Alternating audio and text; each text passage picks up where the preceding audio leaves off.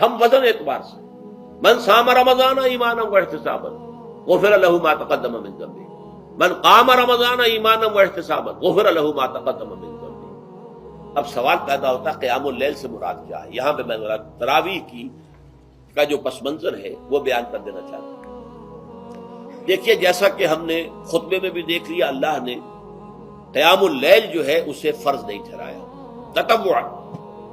قرآن مجید میں بھی اس کا کوئی ذکر نہیں، احادیث میں اس کی تشویق و ترغیب پوری موجود ہے۔ ایک اور حدیث بھی ہم بعد میں پڑھیں گے اس پر۔ اس کا پس منظر کیا تھا کہ اس کو چھوڑ دیا گیا۔